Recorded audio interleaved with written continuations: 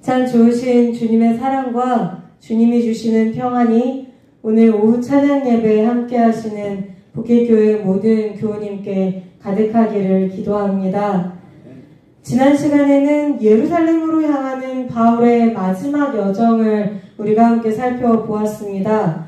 바울과 바울의 일행은 두로에 먼저 내려서 제자들을 만난 후에 다시 가이사랴로 가서 빌립의 집에 방문하여 형제들을 또 만납니다. 그런데 가는 곳마다 우리가 지난주에도 보았듯이 형제들이 똑같이 하는 말이 있었죠. 바로 예루살렘으로 들어가지 말아라. 예루살렘으로 들어가면 안 된다는 것이었습니다. 그때 믿는 형제들이 했던 말들을 다시 한번 우리가 되새겨보면 사도행전 21장 4절에는 이렇게 기록되어 있죠. 그 제자들이 성령의 감동으로 바울더러 예루살렘에 들어가지 말라 하더라. 또 21장 11절에서는 아가보라는 선지자가 유대로부터 와서 바울의 허리띠를 가져다가 그 자신의 수족을 묶고는 또 이렇게 말하는 것이 있습니다. 성령이 말씀하시되 예루살렘에서 유대인들이 이같이 이 띠 임자를 결박하여 이방인의 손에 넘겨주리라. 이 말을 듣고 또 가이사랴에 있던 형제들도 바울에게 예루살렘에 들어가지 말라고 간곡히 부탁합니다. 그런데 이렇게 형제들이 바울더러 예루살렘에 들어가면 안 된다고 말하는 이 장면들에 공통적으로 등장하는 이가 있습니다. 바로 성령님입니다. 성령께서 함께 기도하던 교회의 형제들에게 바울이 예루살렘에 들어가면 필연적으로 고난을 받게 되리라고 미리 말씀하신 것입니다. 그런데 이런 성령의 메시지는 바울도 이미 받은 바가 있었습니다.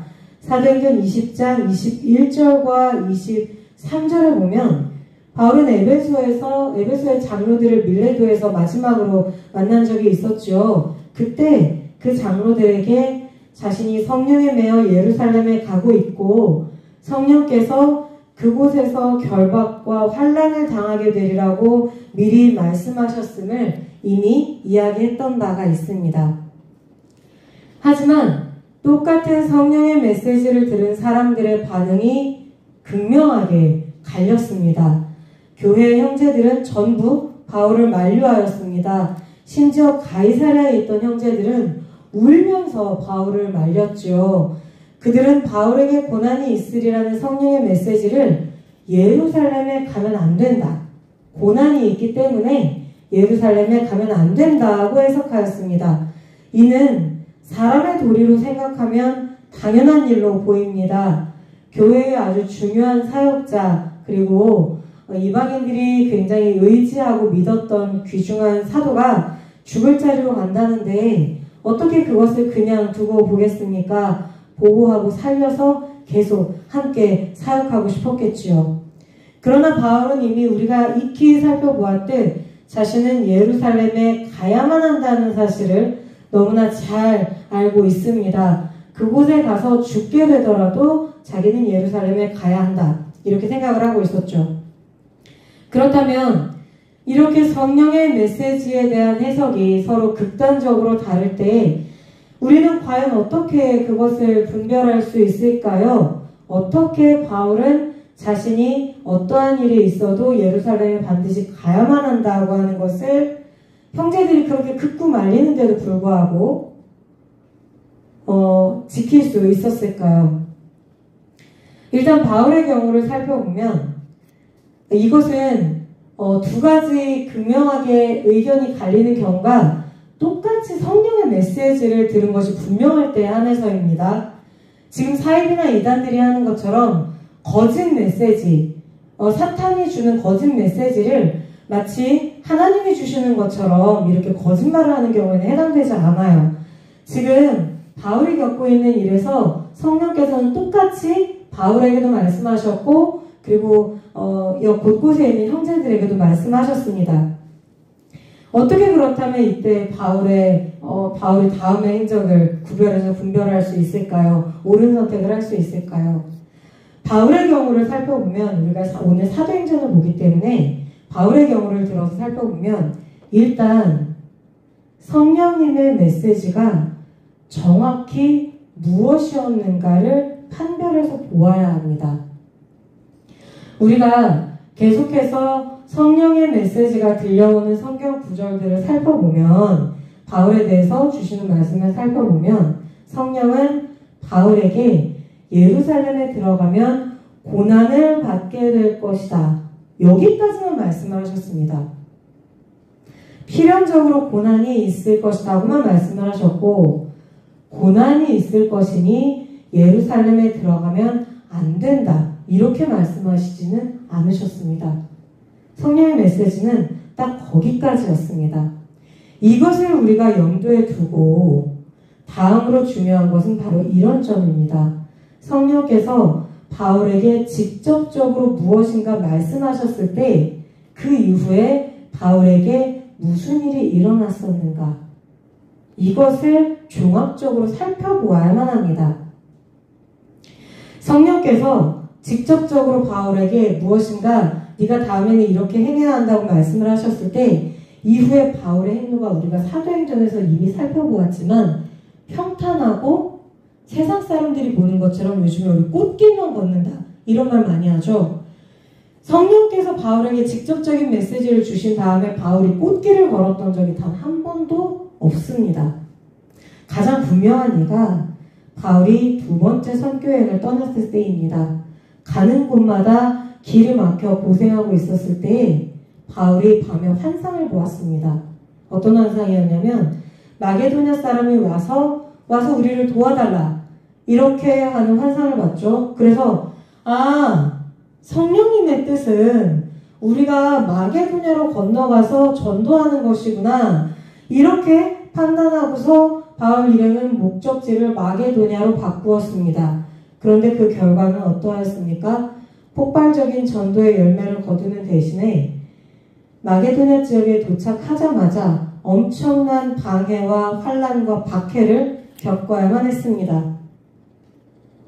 만약에 바울이 그때 당시에 성령의 메시지를 듣지 않았다면 마게도냐에서 겪은 환란을 보면서 우리가 길을 잘못 왔구나 돌아가야겠네 이렇게 생각했을지도 모릅니다. 그러나 이런 고난이 있다고 하여서 선교여행을 포기할 수는 절대 없었습니다. 왜냐하면 말씀드렸듯이 그 길이야말로 고난과 박해를 뚫고 마게도냐와 그리스 지역에 가서 복음을 전하는 것이야말로 성령께서 예비하신 것이었기 때문입니다. 그래서 바울과 바울의 일행은 그 어마어마한 환란을 뚫고 결국에는 마게도냐와 그리스 지역에 가서 복음을 전하는 사명을 완수를 하고야 말았습니다. 우리는 흔히 성령께서 어떤 메시지를 주시면 그것을 기도의 응답으로 받아들이죠. 당연히 기도의 응답이 맞습니다. 그런데 그 다음에 이제 성령께서 말씀을 하셨으니 모든 것이 잘 되고 모든 것이 형통하게 될 것이다. 이렇게 생각하기가 쉽습니다.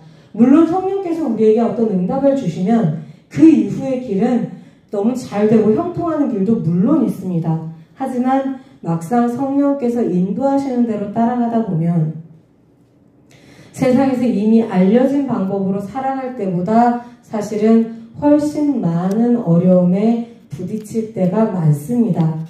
하나님의 방법은 정직하고 성실하죠. 그리고 의롭고 사람에 대한 사랑과 배려가 가득한 방법입니다.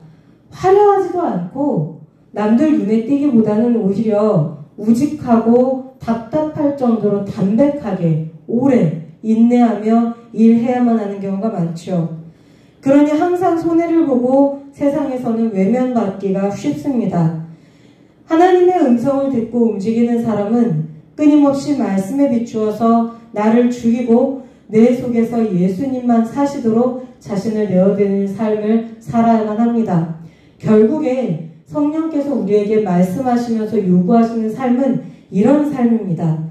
성령께서 앞으로 어떤 일이 나에게 닥칠 것이라고 말씀하실 때는 그래서 일단은 우리가 속으로 각오를 단단히 해야만 합니다.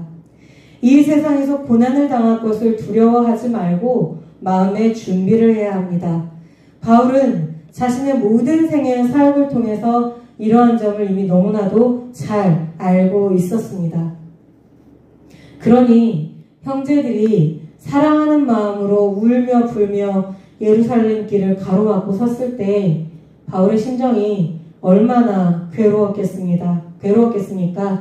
이 형제들을 위로하기도 해야겠고 하나님께서 맡기신 사명을 완수하러 가기는 가야겠으니 그의 마음이 이러지도 못하고 저러지도 못하고 정말 마음으로 많이 울었을 것입니다. 그렇지만 바울을 이렇게 만류했던 형제들도 바울의 갈 길은 이미 결국 예정되어 있음을 모르지는 않았던 것으로 보입니다. 나중에는 더는 바울을 말리지 않고 그저 주의 뜻대로 이루어지다 하고는 성령께 모든 것을 의탁하였기 때문입니다. 그래서 결국 바울은 고난의 길로 성큼성큼 걸어가지요. 바울은 골로새서에서 이렇게 고백하였던 적이 있습니다. 골로새서 1장 24절부터 25절의 말씀을 제가 읽어드리겠습니다. 나는 이제 너희를 위하여 받는 괴로움을 기뻐하고 그리스도의 남은 고난을 그의 몸된 교회를 위하여 내 육체에 채우노라. 내가 교회의 일꾼 된 것은 하나님이 너희를 위하여 내게 주신 직분을 따라 하나님의 말씀을 이루려 함이니라. 바울은 자신이 그리스도의 남은 고난을 자신의 육체에 채우며 살았다고 합니다. 지금 예루살렘으로 가는 이 길도 예수님의 고난을 자기 몸에 채우는 과정입니다. 이 말, 그리스도의 남은 고난을 자신의 육체에 채운다고 하는 이 말은 어떤 사이비 교주들이 말하는 것처럼 예수님의 사역이 완전하지 않았다는 뜻이 절대 아닙니다. 예수님의 사역은 너무나도 완전하였고 완벽하였죠. 그런데 예수님께서 이 인류를 구원하신 방법이 무엇이었습니까? 예수님께서 직접 죽음의 고통을 맛보시고 죽음을 통과해 가시는 것이었습니다. 바로 이 죽음을 통과하시고 부활하신 것이지요. 바로 이런 죽음을 통하여서 인류의 구원을 이루신 것입니다. 바울은 자신이 여러 사역지에서 겪은 수많은 고난을 예수님의 고난에 동참하는 길로 여겼습니다. 심지어 바울은 이런 고난을 기쁘게 받아들였습니다. 이런 고난을 통하여 자기의 삶에서 하나님의 말씀이 이루어질 수 있다고 확신하였던 것입니다. 바울은 이렇게 이제 하나님의 뜻을 이루려고 하나님께서 자기에게 주신 소명을 완수하려고 예루살렘에 들어갑니다. 이방 교회들이 모아준 연보를 직접 들고 가서 예루살렘 모 교회의 형제들을 만나 전달하고 이방 선교의 성과도 함께 나누겠지요. 이를 통해 예루살렘의 교회는 이방의 교회를 하나로 묶어 하나님께 영광 돌리도록 할 것입니다.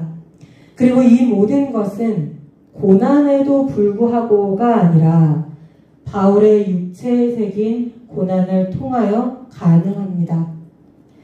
바울은 이제 형제들을 뒤로하고 드디어 예루살렘 교회에 들어갔습니다. 이후에 벌어진 일은 이렇습니다. 바울과 예루살렘 교회의 형제들은 예루살렘 교회의 형제들은 바울을 기꺼이 받아들였습니다. 그리고 바울과 더불어 이방인 선교의 성과를 함께 공유하고 이러한 역사를 만들어내신 하나님께 함께 영광을 돌려드렸습니다. 하지만 이런 기쁨도 잠시 교회는 바울의 안전으로 인하여서 고민에 빠졌습니다. 이미 수많은 유대인이 바울을 잡아 죽이려고 기다리고 있었기 때문입니다. 그 이유는 바울이 예루살렘에서 오해를 받고 있었던 것입니다. 유대인들은 바울이 이방 땅에 사는 유대인들에게 모세의 율법을 지키지 말라 이렇게 가르친다고 알고 있었습니다. 그래서 예루살렘 교회의 형제들은 바울더러 이렇게 제안을 합니다. 예루살렘 교회에 하나님 앞에 서원한 4명의 형제들이 있는데 이 형제들이 이제 서원 기간이 끝날 때가 되었으니 함께 성전으로 가서 정결례를 행하고 서원이 끝난 다음에 그들이 머리를 깎을 수 있도록 바울에게 돈을 좀 대어주어라. 이렇게 조언을 합니다. 바울도 이런 제안을 기꺼이 수락하고 그대로 행하였죠. 이렇게 해서 이런 오해가 풀렸으면 참 좋았을 텐데 이러한 노력은 아시아에서부터 온 유대인들이 바울을 목격하면서 수포로 돌아갑니다. 이 아시아 지역에서 온 유대인들은 우리가 앞서도 살펴보았지만 바울이 가는 곳마다 따라다니며 바울의 사역을 방해하고 바울을 죽이려고 시도하였지요. 그들은 예루살렘의 유대인들을 선동하여서 바울을 죽이려고 소동을 일으키기에 이릅니다. 이렇게 식민지에서의 폭동은 로마가 굉장히 주목하여 보는 일이었기 때문에 곧장 천부장이 출동하여서 바울을 체포합니다. 그런데 무리가 너무나 흥분한 상태였고 바울의 죄목이 분명하지 않아서 결국 그를 로마군의 영내로 잡아가는데 무리가 어찌나 쫓아오면서 바울을 때려대는지 결국은 군인들이 바울을 어깨 위로 떠밀고 가는 그런 지경이 되고 맙니다. 천부장은 바울이 혹시 예전에 4,000명의 자객을 거느리고 광야로 가려고 하였던 애굽인인가 하여서 체포를 하였던 것이지만 바울은 자신이 그런 사람이 아님을 밝히고 유대인들에게 말할 기회를 달라고 요청합니다. 사도행전 22장 2절부터 21절까지는 이때 예루살렘의 유대인들을 향하여 바울이 히브리 말로 행한 자기 변론입니다. 이 긴 변론에서 바울은 어떻게 자신이 예수님을 만났고 예수 그리스도를 믿는 사도가 되었는가를 설명합니다. 처음에 유대인들은 바울이 히브리어로 말하는 것을 보고 주의 깊게 바울의 말을 듣기 시작을 했습니다. 그런데 바울이 스데반의 죽음 이야기를 거쳐서 결국에는 이방인의 선교사로 하나님이 나를 보내셨다. 그러니까 하나님께서 유대인뿐만 아니라 이방인도 구원하기를 원하신다고 하는 말에까지 바울의 변론이 이르르자 더는 그 말을 듣지 못하고 다시금 폭동을 일으킵니다. 천부장은 이 소동을 속히 끝내고자 바울을 채찍질하여서 자백을 받으려고 하였으나 바울이 로마 사람이었기 때문에 로마 시민권자였기 때문에 그렇게 할 수도 없었습니다. 그래서 바울은 예루살렘에서 유대인 사이에서도 로마인 사이에서도 어떻게 할 수 없는 뜨거운 감자처럼 되어서 이후의 모든 과정이 시작되게 됩니다. 이제 다음 주부터 살펴볼 23장부터는 바울이 유대교회 공회와 또 로마가 보낸 총독들 그리고 헤롯 아그리빠를 거쳐 로마를 향하여 다시 길을 떠나기까지의 여정을 우리가 함께 살펴보게 됩니다. 앞으로 몇 주간 바울의 마지막 여정을 따라가며 우리 안에도 성령의 인도하심과 역사하심이 더 뚜렷해지기를 소원합니다. 그리고 성령께서 우리 가운데 말씀을 하실 때 우리가 그 성령께서 원하시는 것이 무엇인가 기꺼이 깨닫고 또 성령께서 어디로 인도하시든 마음을 다하여 따르겠다는 결단도 우리가 함께 할 수 있게 되기를 소원합니다.